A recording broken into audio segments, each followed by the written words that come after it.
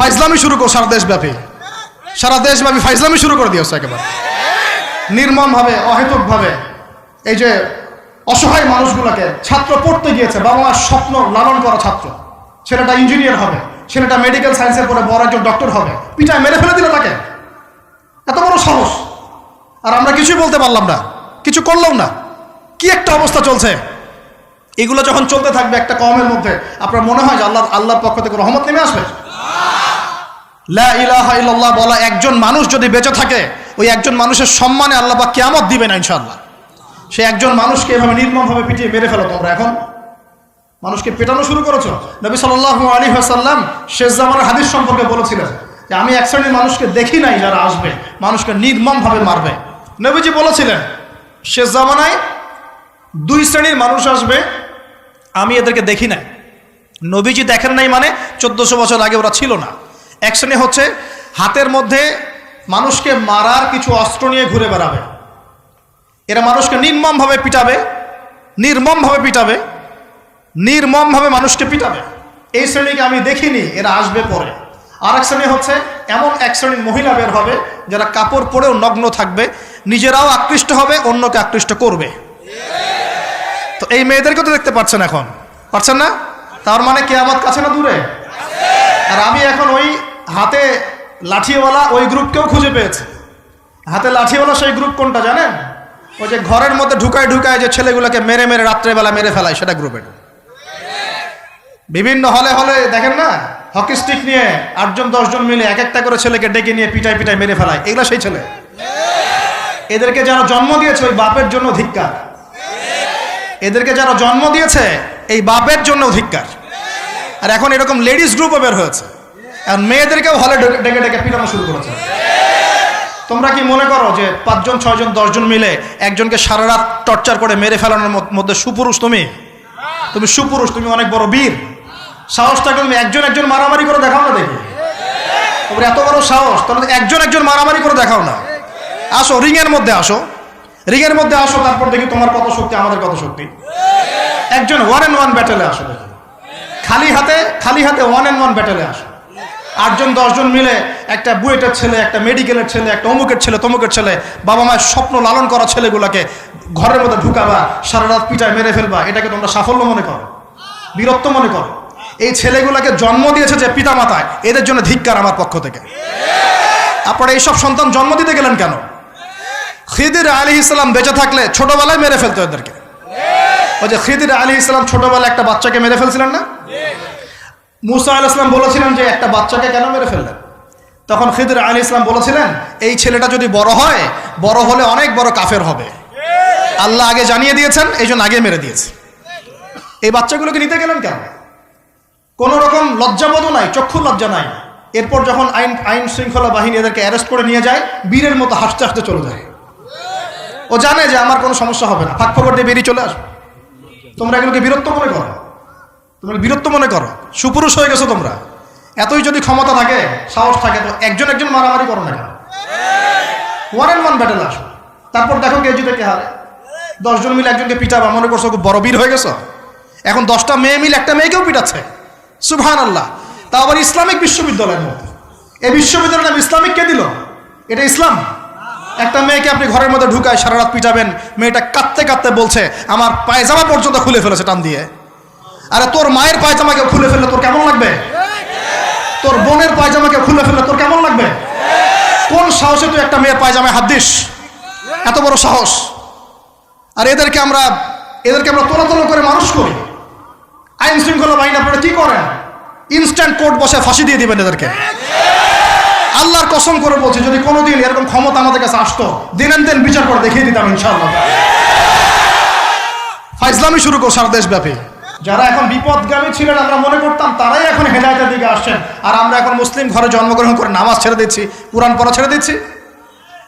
এটা কি ধরনের কথা? আমার পরিবারের মা বোনরা কিভাবে বেপরদায় বাইরে যায়? আমার পরিবারের কর্তা আমি কেমন করে আমার পরিবারের স্ত্রী সন্তান মেয়েরা বাইরে বেপরদায় যাবে? কিভাবে যাবে?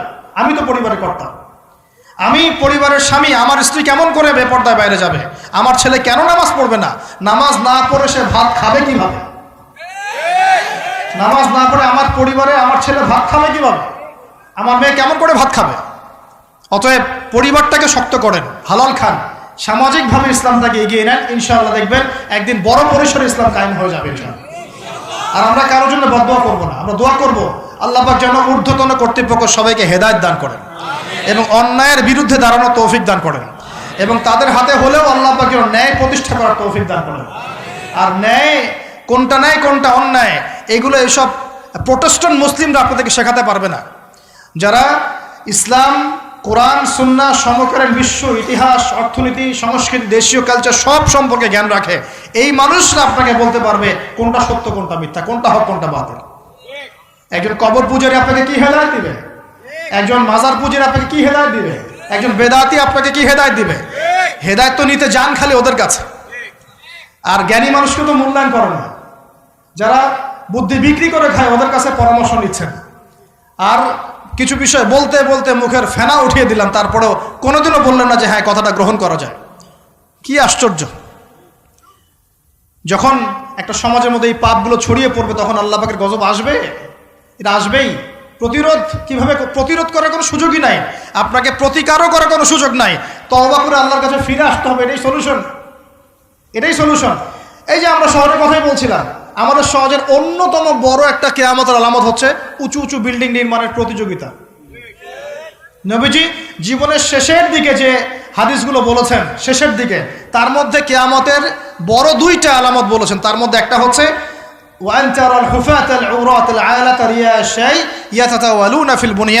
যখন দেখবে সমাজের সবচেয়ে নিম্ন শ্রেণীর মানুষেরা, রাখাল টাইপের মানুষ, গায়ে জামা নাই, পায়ে স্যান্ডেল নাই, উঁচু উঁচু বিল্ডিং নির্মাণের প্রতিযোগিতা করছে।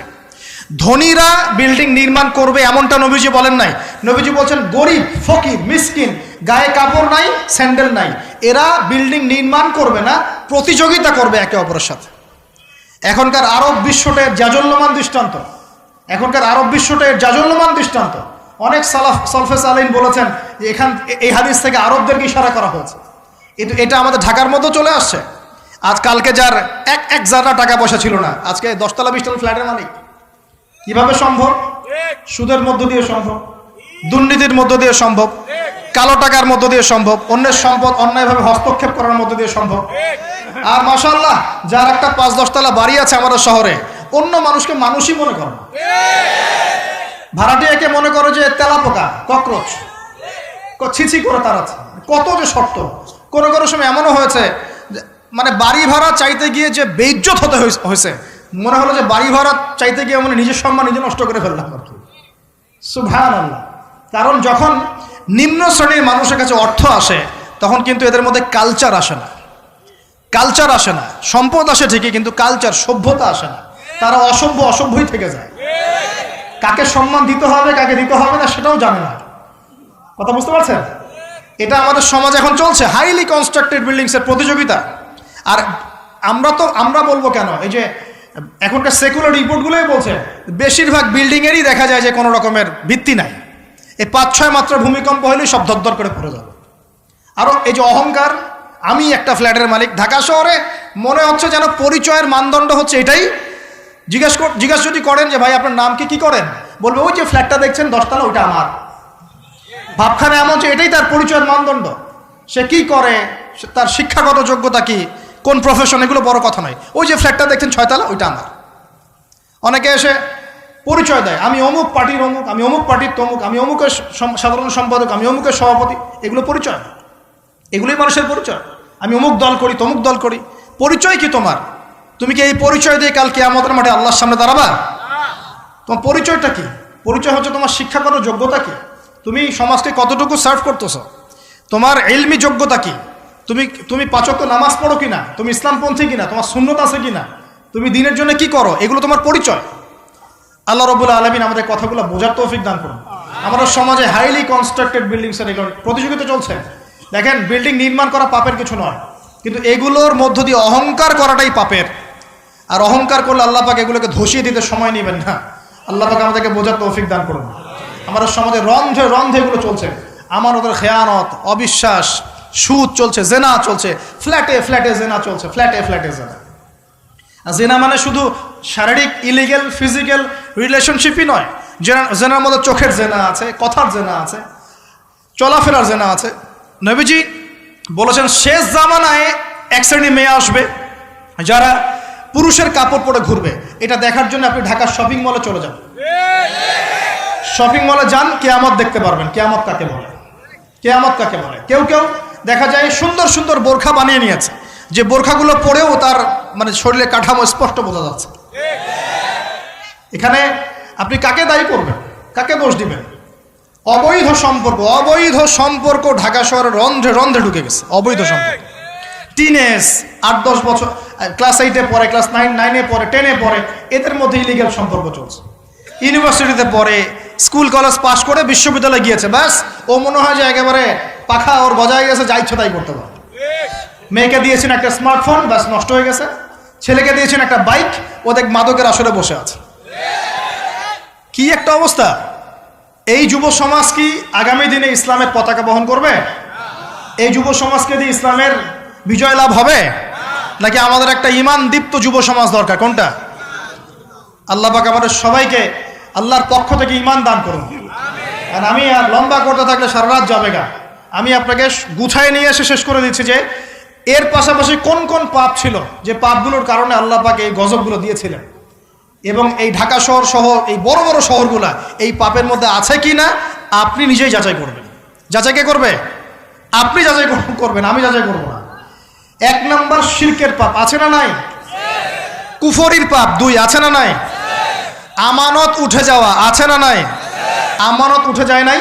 কোন জায়গায় আমানত আছে? কেউ বলছে যে আমি জনগণের কল্যাণে নিজেকে নিয়োজিত করেছি, উপর থেকে হাতি আসলে ও খাইতে খাইতে খাইতে মাছি বানায় দেয়, তাই না? এগুলো একটা বাজেট আসছে 1 কোটি টাকার, দেখবেন আস্তে আস্তে আস্তে 10 লাখ টাকায় নেমে আসছে, শেষ না? এ খাবে 10, ও খাবে 5, এ খাবে 5 করতে করতে করতে জনগণ খাবে 10। তা আমানত উঠে যায় নাই সমাজ থেকে? 3 নম্বর আমানত উঠে যাবে। 4 বিশ্বাস উঠে যাবে। বিশ্বাস উঠে গেছে না? বাবাও ছেলেকে বিশ্বাস করতে পারে না, এখন স্বামী স্ত্রীকে বিশ্বাস করতে পারে। মনে রাখবেন, একটা সমাজে যদি বিশ্বাস না থাকে একের প্রতি অন্যের, এই সমাজের মধ্যে কখনো শান্তি আসবে না। আসবে? আসবে না। আপনি পরিবারে শান্তি পাবেন না, সমাজ তো পর দূরের কথা। এবার আসেন 5 নম্বর হচ্ছে মাপে কম দেওয়া। মাপে কি ভাই? এই মাপে কম দেওয়াটা আমাদের সমাজে পাপের মধ্যে নাই? ব্যবসায়ী যারা আছেন সতর্ক হয়ে যান। আপনি যদি মাপে কম দেন, এই পুরো রিজিক আপনার জন্য হারাম হয়ে যাবে। আল্লাহ পাক বলেছেন এই মাপে কম দেয়া হারাম রিজিক খেয়ে ইবাদত করলে ইবাদত কবুল হবে না। পৃথিবীতে সর্বপ্রথম কওমে মাদিয়ানকে ভূমিকম্প দিয়ে ধ্বংস করে দেওয়া হয়েছিল। তাদের প্রধান অপরাধ ছিল মাপে কম দেওয়া, যেটা আমাদের মধ্যে ছড়িয়ে পড়েছে। মাপে কম দিচ্ছি আমরা।